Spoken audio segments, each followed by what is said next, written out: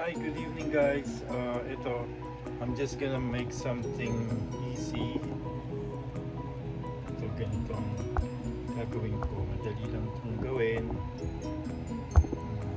Mabalik na rin itong camera na to.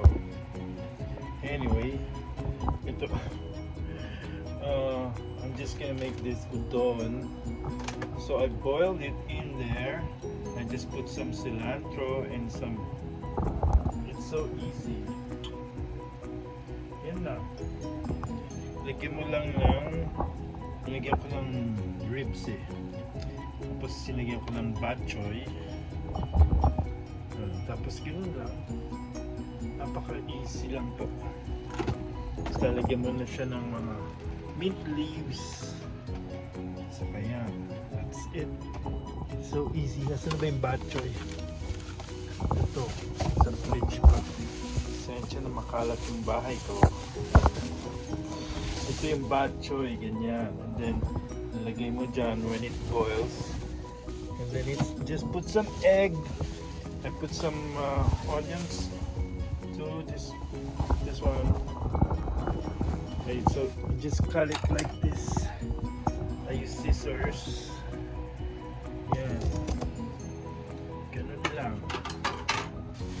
So easy to cook instant soup. Yan, ganyan lang kami dito sa Amerika pag tinatamad kumain sa labas. Para ganun lang kadali. Ayan, tapos lalagyan mo lang ng seasoning. What I use is the where did I put my seasoning? I use the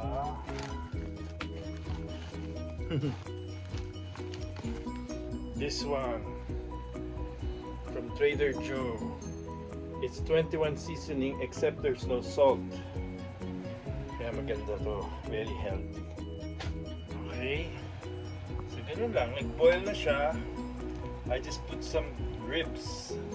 I bought it from Costco and I cut it in small pieces.